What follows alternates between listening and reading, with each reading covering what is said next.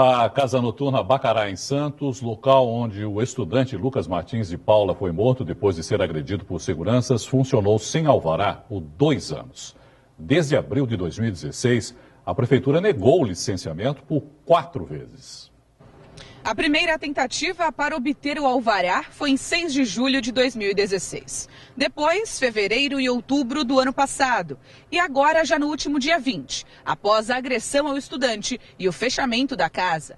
Pelo Código de Posturas do município, sempre que um estabelecimento tem o pedido de licenciamento negado, deve fechar as portas imediatamente. Nós tentamos falar com a prefeitura, que preferiu se pronunciar em nota. O material diz que a casa não fechou porque o alvará de licença estava em andamento e que os indeferimentos anteriores foram regularizados. O Bacará teve as atividades paralisadas porque no dia seguinte à agressão, fiscais da prefeitura vistoriaram a casa noturna e encontraram irregularidades. Entre elas, o fato do local ter entrada pela Avenida Epitácio Pessoa e saída pela Rua Oswaldo Cochrane. Lucas Martins de Paula, de 21 anos, foi agredido por seguranças dentro do Bacará no dia 7 de julho. O motivo? Uma diferença de R$ 15 na comanda. Uma bebida já comprovada que ele não consumiu. O jovem ficou internado por 22 dias na Santa Casa de Santos, antes de morrer no último domingo. O segurança Tiago Souza, apontado como o autor dos golpes que causaram o politraumatismo craniano no universitário, teve prisão preventiva decretada pela Justiça. Outros 2 seguranças, Sami Barreto Calender e o chefe do setor, Anderson Luiz Pereira Brito, além do dono do Bacará, foram indiciados. 3 jovens foram apreendidos por guardas civis de Guarujá, depois que tentaram roubar uma bicicleta com uma arma de brinquedo. Os adolescentes de 14, 16 e 17 anos foram conduzidos à delegacia da cidade. O conselho tutelar foi acionado para levar os jovens aos responsáveis. Em campanha salarial, os estivadores avulsos e vinculados iniciaram uma greve de 6 horas no cais público e 72 horas para os terminais de contêineres.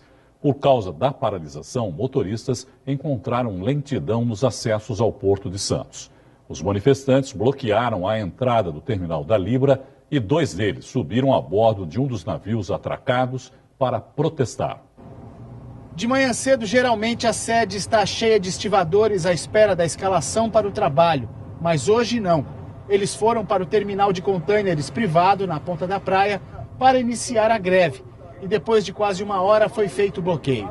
Agora são quase 9 da manhã, os estivadores vieram aqui para a porta do terminal, fecharam o terminal e dizem que não entra mais ninguém. Faz mais ou menos uns 5 minutos que isso aconteceu e dá uma olhada aqui na fila de caminhões que já está se formando na Avenida Portuária. A paralisação é de 72 horas. A categoria está em campanha salarial e em negociação de convenção coletiva de trabalho. Segundo os estivadores, as empresas não querem negociar. É o desrespeito que eles estão tendo com os trabalhadores avulsos e vinculados de não atender a mesa de negociação. Mandamos uma proposta a eles e eles não têm atendido a nossa negociação, dizendo que é inviável e só que querem empurrar a negociação para 2019. A fila de caminhões só aumentava. Muitos motoristas chegavam ao terminal e davam meia volta. O clima entre os trabalhadores é de indignação. Estiva unida jamais será vencida. Essa é a 3ª vez esse ano que a categoria faz greve. Nós temos uma situação de 2.500 a 3.000 trabalhadores que rodiziam dentro desses terminais no sistema de avulso. E quando se vincula, eles se vinculam uma parte, a outra parte não consegue vir e ganhar seu sustento desses terminais. Diga de passagem que os terminais do Porto de Santos, de Contêineres, que parado a 70% da movimentação de carga no Porto de Santos. Com relação à database deste ano, o Sopesp informa em nota que as empresas já aplicaram o reajuste das remunerações de todos os vinculados e avulsos com base no índice integral do INPC. Não há nenhuma database pendente desde 2015. O sindicato patronal afirma que está cumprindo todas as etapas de negociação. Já os estivadores que subiram a bordo do navio sem autorização foram detidos pela Polícia Federal e já foram liberados. Canudos de plástico vão ser proibidos em Santos a partir do próximo ano. A medida, que foi sancionada ontem pelo prefeito Paulo Alexandre Barbosa, tem como objetivo a redução do descarte e a consequente preservação do meio ambiente. A decomposição natural de um canudo pode levar até 400 anos. Procon de Guarujá cobra da Dersa melhorias na travessia de barcas entre Santos e Vicente de Carvalho.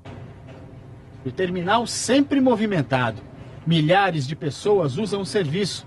A maioria é gente que está apressada, indo para o trabalho ou voltando para casa. E só quem pega a barca todos os dias pode dizer como é a qualidade. Ruim. Lotada, barca pequena e ainda ficou gente na plataforma lá. Aí no dia que vocês aparecem, que já estão sabendo, aí bota a barca grande. A viagem dura cerca de 10 minutos. E quando se chega ao terminal, ferrugem, buracos, grades quebradas. Eu estou aqui em Vicente de Carvalho, bem em frente ao terminal da travessia. Por aqui passam, por dia, mais de 15 mil pessoas. É um lugar muito importante, muito movimentado e que não estava recebendo a devida atenção. No início deste mês, o supervisor do Procon de Guarujá fez uma vistoria no local. Vários problemas foram encontrados. Falta de higiene interna e externa do equipamento, aparentemente os pontilhões de acesso todos enferrujados, causando até preocupação da nossa parte em relação à segurança do usuário. As embarcações não tinham controle efetivo do número de usuários, ou seja, uma embarcação que eram 300 pessoas, às vezes embarcavam 350, 360 ou até mais pessoas. Isso foi a principal preocupação nossa, que é a vida humana, né? Realmente isso foi o primeiro ponto da nossa fiscalização. Porém, olhando o equipamento com mais calma, a gente encontrou muitas lâmpadas queimadas interna e externamente, a higienização dos banheiros muito ruim, odores fortes. Hoje foi a segunda vez que o coordenador vistoriou o terminal. Algumas mudanças já foram tomadas. O primeiro pontilhão foi reformado, o segundo que eles prometeram para a gente até hoje, confirmei agora a reforma total do pontilhão. Em relação aqui à limpeza, está melhorando. As lâmpadas que estavam queimadas, trocaram todas as lâmpadas, porém ainda não está o ideal. Algumas coisas que eles prometeram não terminaram. O Valdeci, agora coordenador da DESA, acabei de falar com ele, prometeu que a limpeza que falta essa semana está terminando. A fiscalização continua. Se as exigências não forem cumpridas, a empresa pode ser multada. De acordo com o Código do Consumidor, de Defesa do Consumidor, e a multa é proporcional ao seu faturamento. A gente senta, faz uma análise e vão ter que multar. A gente espera não ter que chegar nesse ponto, mas se tiver que chegar, nós vamos ter que fazê-lo e o mais rápido possível. O que não pode é o usuário, o consumidor, estar sofrendo como ele vem sofrendo aqui num descaso total, num equipamento tão importante para a nossa cidade e para toda a Baixada Santista como um todo, né? Em nota dessa, informa que não existe superlotação, porque o embarque de passageiros é controlado por sensores e equipes operacionais, respeitando a capacidade máxima de cada embarcação. Quanto aos outros serviços, a concessionária diz que tudo está dentro da normalidade, atendendo às demandas exigidas. Um ônibus intermunicipal se envolveu em um acidente ontem à noite na Avenida Walter Melarato, área continental de São Vicente. Ao passar por um buraco aberto pela Sabesp, o coletivo perdeu o controle e acabou caindo no canal que fica no canteiro central da via. A avenida permaneceu fechada até que o veículo foi retirado, o que só aconteceu hoje pela manhã. Os alunos do Complexo Educacional Santa Cecília voltaram hoje às aulas e, como já é tradição, os professores foram recebidos ontem à noite pela direção da Unisanta na abertura do semestre letivo. O auditório da Unisanta ficou lotado. A alta direção do Complexo Educacional Santa Cecília recepcionou os educadores que lecionam e dirigem o colégio e a universidade. Reuniões dessa natureza alteram a frequência, inclusive emocional, da gente. Um grande número de pessoas reunido traz uma frequência superior, te coloca em sintonia com os eventos que estão acontecendo na universidade. É a oportunidade de nos reunir aqui no auditório, ouvir uma mensagem de otimismo, de motivação para o início do semestre. Nós voltamos e nos recarregamos com o encontro com a alta direção da Universidade de Santa Cecília. É um prazer. Esta confraternização é uma marca da universidade e da família Teixeira, que mantém a tradição de receber pessoalmente seus funcionários no retorno às aulas. E a gente frisa aqui na Unisanta sempre, desde o colégio até a universidade, em todos os seus cursos, essa integração de professores, integração entre as áreas, para que juntos, porque o conhecimento não é estanque, o conhecimento precisa circular entre as diversas áreas, não é? Entre os diversos compartimentos. A cada ano, a cada semestre, nós comungamos o mesmo ideal e, ao mesmo tempo, é um compromisso que se renova.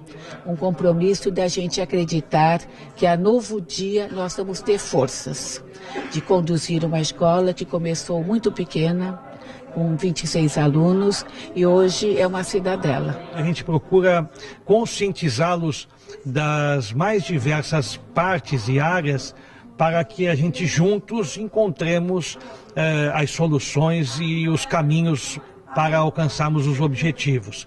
Eu acho que nós temos algumas situações muito nítidas a serem traçadas. Acima de tudo, a atuação do mestre em sala de aula. Uma noite muito encalorada, onde demos as boas-vindas com os professores, uma profissão tão importante, que com certeza é a chave para a educação no Brasil, a chave para mudar o Brasil é a educação. Além do Colégio Santa Cecília, com educação infantil e ensino fundamental e médio, a Universidade Unisanta mantém 46 cursos de graduação, entre tradicionais e tecnológicos, presenciais e à distância, e inúmeros cursos de extensão, especialização, MBA e mestrado. Nossa família, com esses momentos, reafirma o nosso compromisso de levar a educação para a cidade, para o estado, para o país, a comunicação através da Santa Cecília TV, do portal, enfim, através do esporte também, da natação, do basquete, karatê, todas as nossas áreas que a gente tem aqui para o desenvolvimento profissional, social do cidadão. Aqui nós somos todos um, sempre estamos ao lado do professor, sempre estamos ao lado do nosso funcionário que trabalha o dia a dia, e acho que isso é um exemplo que nós levamos desde pequenos da nossa família, que vem desde o meu avô, agora das minhas tias, do meu pai, né? Então acho que isso é um exemplo, acho que todo lugar deve ser seguido a mesma coisa, e acho que isso é muito importante para o nosso funcionário continuar aqui, continuar satisfeito e continuar fazendo um trabalho bom para a nossa universidade e para os nossos alunos. Hoje é o Dia Mundial da Amamentação. A data foi criada em 1992 para promover o aleitamento materno e a criação de bancos de leite. Leite que é a melhor forma de garantir todos os nutrientes necessários para o bebê até os 6 meses de idade. Esse é o pequeno Vicente, tem só 3 meses de vida. E você já percebeu, né? Mama que é uma beleza. Ele mama praticamente de menos de 2 em 2 horas. Ele virou meu agarradinho desde que ele passou a mamar exclusivamente no peito. Mas não foi sempre assim. A mamãe conta que teve dificuldades para amamentar logo que o bebê nasceu. Eu ofereci o peito, eu achei que ele estava mamando. E aí teve uma noite que ele chorou bastante e aquele instinto de mãe disse assim, ele tá com fome. Escutei a barriga dele roncando, falei, acho que é fome. Aí foi quando entraram com o complemento. A Sandra é a enfermeira especialista em aleitamento materno. Ela diz que muitas mães podem ter dificuldades, mas com orientação e apoio, dá tudo certo. Depende principalmente do apoio, e apoio da família, do marido, da comunidade, mas principalmente dos profissionais, né? Estarem aptos para poder estar ajudando essa mulher a desenvolver habilidades para amamentar, porque no início é muita técnica mesmo, né? Depois fica instintivo o negócio, mas no começo é técnica. Segundo a Unicef, o aleitamento salva 800 mil crianças da morte por ano em todo o mundo. Isso porque o leite materno tem tudo, tudo mesmo o que o bebê precisa. E deve ser o único alimento até os 6 meses de idade. Tem todos os nutrientes, né? Tem todas as vitaminas essenciais para o bom desenvolvimento do bebê. Não tem nem a mais nem a menos. São totalmente adequados para o bebê. Olha, o Vicente já mamou, tá na hora do arroto agora, né? Mas, mãe, a gente falou um monte aqui de benefícios da amamentação. Mas tem uma coisa que é o mais importante, que é essa troca, esse amor, esse carinho. Isso fica para a vida toda, não é? Fica, com certeza. Na hora que ele tá mamando, que ele olha no seu olho assim, É um momento que é indescritível e não tem igual. Dá até... Meu olho enche de lágrimas, assim, só de falar, porque realmente é um amor que só quando você se torna mãe, você descobre. Para falar mais sobre amamentação, eu recebo a médica doutora Keiko Teruya e a jornalista e organizadora da Hora do Mamaço de Santos, Nara Assunção. Doutora, boa noite. Nara, boa noite. Obrigado, viu, pela presença de vocês aqui. É isso mesmo, doutora, como a gente viu ali na matéria? Nesses primeiros 6 meses de vida, a alimentação exclusiva do bebê deve ser a amamentação? Deve ser só o leite humano, porque o leite humano realmente, assim, provê todas as necessidades, tanto nutricionais, que eu digo, mas muito mais é a parte emocional. É um momento de intimidade, de aproximação, né, de carinho entre mãe e bebê. Quando uma mãe olha para os olhos do bebê, hoje nós sabemos que esse olhar é uma coisa muito, essa troca de olhar é uma das coisas mais importantes para a estabilidade emocional dessa criança no adulto. E outra coisa também que nós sabemos hoje é que a mãe não transmite não dá só a comida, mas ela transmite seu cheiro, seu calor, seu toque, né? E aí, então, além do olhar, lógico, né? Hoje nós sabemos tantas coisas maravilhosas. Isso cria uma memória afetiva na criança também, muito, não é, doutora? Com certeza. Essa aproximação, sentir o calor da mãe, o cheiro da mãe, como a senhora colocou. Tem uma periodicidade de aleitamento? Quer dizer, quando a criança chora, dá de mamar, como é que é? Não, antes da criança chorar. Antes de chorar. A mãe não deve esperar uma criança chorar. Porque aí já está no desespero também, né? Exatamente, da fome. Então, o ideal é que quando a criança começa a procurar, certo? A mãe já amamente. E cada um encontra também a melhor maneira, né? Tem gente que opta pelo mama na hora que quiser, não tem a livre demanda, né? Como a gente chama, e tem mães que acabam optando de 2 em 2 horas, certinho. Então, Como deve ser feita mãe... essa amamentação, Nara? Quer dizer, de que maneira a mãe deve fazer essa amamentação? Porque tem muita mãe que reclama também, né? Que tem dificuldade, que dói o bico do seio, que a criança aperta demais. Como deve ser feita essa amamentação? Para que se torne uma coisa confortável tanto para a criança quanto para a mãe. Eu acho que cada mulher vai encontrar, né, a sua maneira. Eu tenho uma filha de 3 anos que mamou até os seus 2 anos e pouquinho. E eu lembro que as primeiras semanas foram muito difíceis, assim, e eu busquei ajuda.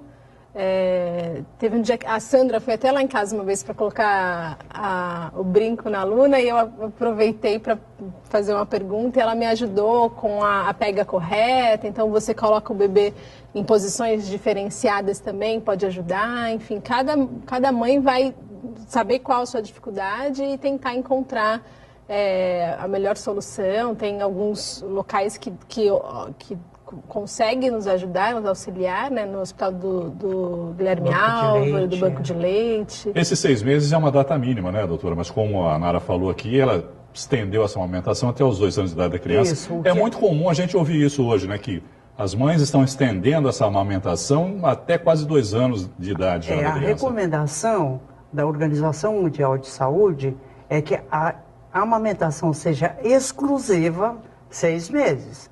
Agora, isso que eu ia perguntar. Depois dos 6 meses já pode complementar. Aí, não é para complementar nada de lácteo. Né? O lácteo é só o leite materno, até 2 anos ou mais. Agora, pasme, o ser humano, quer dizer, mamífero, o ser humano, ele está assim, previsto para amamentar, sabe quantos anos? Quantos anos? 7 anos. 7 anos? 7 anos.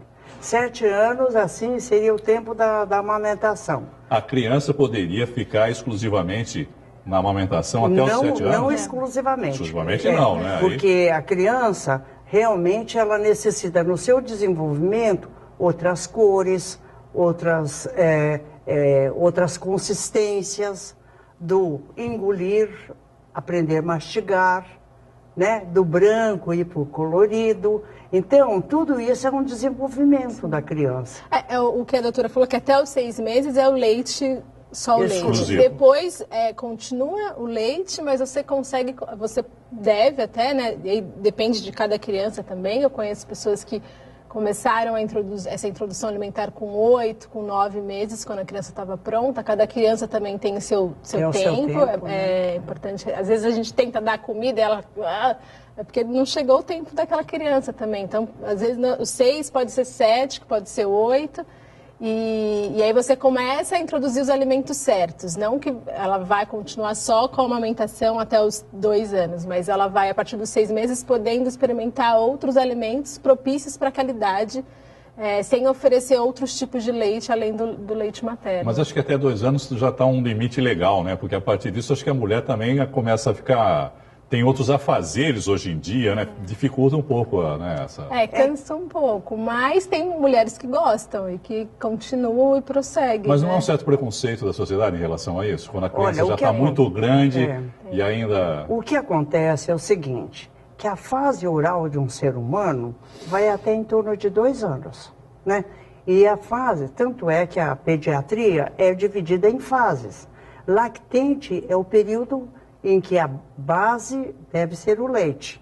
Lactente é uma criança que vai desde o nascimento até 2 anos. Uhum. E outra coisa, já a gente sabe dessa fase oral que a criança necessita de sucção, é em torno de 2 anos. Por isso que a amamentação vai até em torno de 2 anos. Que as mães até acham que isso é mais ou menos normal. As mães hoje deixam as crianças amamentando até 2 anos? É normal hoje isso, até 2 anos de idade? Não é normal, infelizmente. Deveria ser, né? Mas o ideal os benefícios são muitos, né, doutora? Só tem benefícios, né? Só tem benefícios. Para a saúde da criança, para a resistência, né? Para desenvolver anticorpos, tudo isso, né? Hoje nós sabemos que uma criança alimentada até 2 anos, ela realmente é um adulto feliz.